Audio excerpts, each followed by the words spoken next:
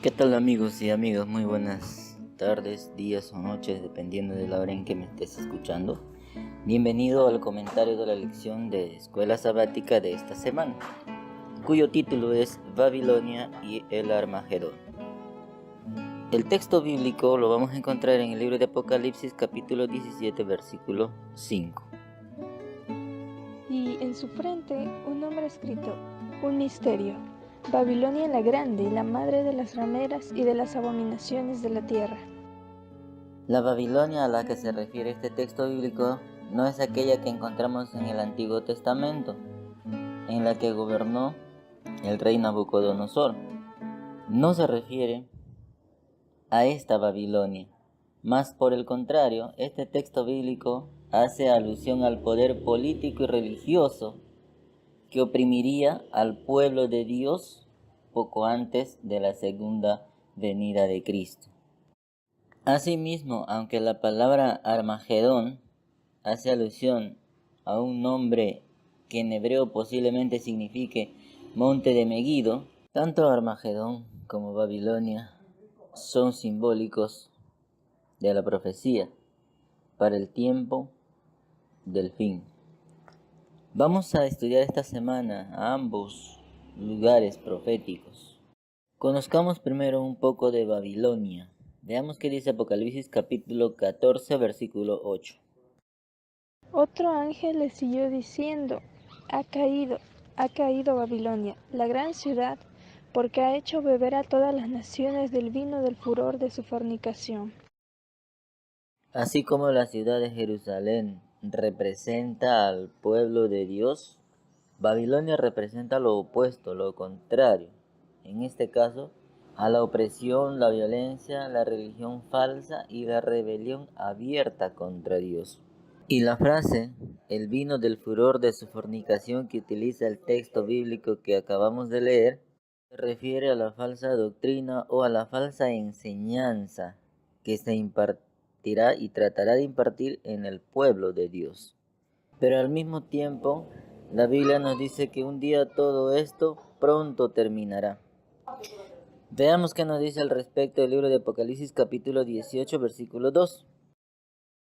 Y clamó con voz potente diciendo, ha caído la gran Babilonia, y se ha hecho habitación de demonios y guarida de todo espíritu inmundo, y albergue de toda ave inmunda y aborrecible. Si bien es cierto, las Sagradas Escrituras nos dicen que Babilonia y el dragón y la bestia se embriagarán con la sangre de los justos y harán lo que se les antoje con los fieles a Dios, también las Sagradas Escrituras dicen que un día Babilonia la grande caerá. Pero este poder opresor del cual estamos hablando no se hará realidad hasta el día en que la iglesia y el mundo se hayan unido en una sola. La promesa de Dios es que un día todos tendremos que rendir sobre nuestros actos, incluyendo la Babilonia, la gran ramera, como le llama el libro de Apocalipsis. Pero veamos ahora qué dice Apocalipsis 16, 13 y 14. Y vi salir de la boca del dragón y de la boca de la bestia y de la boca del falso profeta 3 espíritus inmundos, a manera de ranas, pues son espíritus de demonios que hacen señales y van a los reyes de la tierra en todo el mundo, para reunirlos a la batalla de aquel gran día del Dios Todopoderoso. Muchos tienen una idea equivocada de lo que será Armagedón. Incluso Hollywood hizo una película de ella, con el actor Bruce Willis.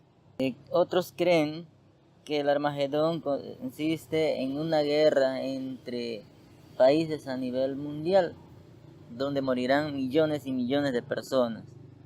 Pero las Sagradas Escrituras nos dicen otra cosa diferente del Armagedón. Sin embargo, la Biblia presenta el Armagedón no como un punto culminante de una guerra o un conflicto entre países, sino más bien un conflicto cósmico entre el bien y el mal. Una lucha religiosa entre los hijos de Dios y los hijos del enemigo, de Satanás. Sea cual sea la forma en que se desarrollará este conflicto, la realidad es que este conflicto será mundial entre las fuerzas de Cristo y Satanás. Pero veamos qué más nos dice la Biblia acerca de Armagedón. Veamos qué dice en Primera de Reyes capítulo 18 versículo 21. Y acercándose Elías a todo el pueblo, dijo: ¿Hasta cuándo claudicaréis vosotros entre dos pensamientos? Si Jehová es Dios, seguidle, y si Baal, id en pos de él. Y el pueblo no respondió palabra. Algunos eruditos afirman que el Armagedón es una simbología de lo que ocurrió en el Monte Carmelo. Y al mismo tiempo lo que ocurrió en el Monte Carmelo con Elías y los profetas de Baal es una simbología de lo que ocurrirá en los tiempos finales entre los hijos de Dios y los hijos del dragón y la bestia. En este capítulo de la Biblia está la historia de Elías y los profetas de Baal.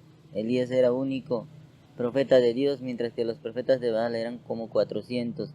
Esto nos quiere decir que en los tiempos finales los hijos de Dios eran menos que los hijos del dragón y la bestia.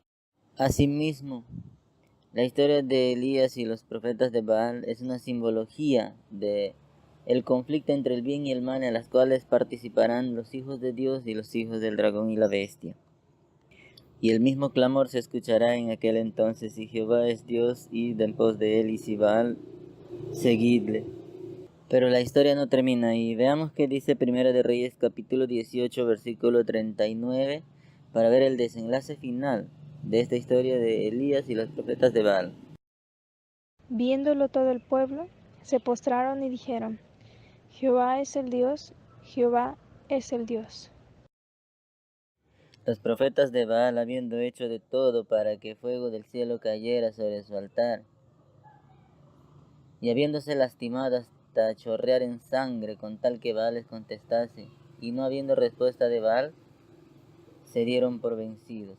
Finalmente Elías oró a Dios y Dios respondió a su sacrificio con fuego, demostrándoles de esta manera que Dios es Dios y que tiene poder sobre el aire, el fuego, la tierra y sobre todo lo que Él ha creado. En aquel entonces el gran problema era que el pueblo de Dios había abandonado al Dios Todopoderoso para seguir a dioses falsos. Pero querido amigo, amiga, hermano o hermana, este mismo problema viene sucediendo aún hoy en nuestros días, porque nuestros hermanos y hermanas abandonan a Dios para irse en pos de otros dioses de este mundo. Llámese la música, llámese la moda, llámese la alimentación. Sin darse cuenta se están alejando de Dios, pero un día el clamor será claro para cada persona. Todo el mundo tendrá la oportunidad de escuchar la frase: si Jehová es Dios, id en pos de él, y si Baal, seguidlo a él.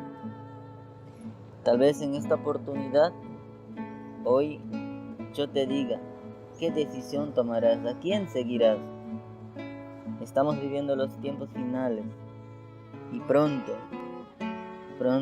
tendrás la oportunidad de decidir. O sirves a Dios o sirves a Baal, al dragón, a la bestia, al Dios de este mundo, de este planeta. Porque al Dios del universo le serviremos los que somos hijos de Dios.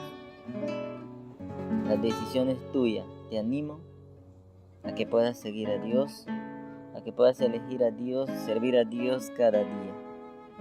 Que Dios te bendiga ahora y siempre. Amén.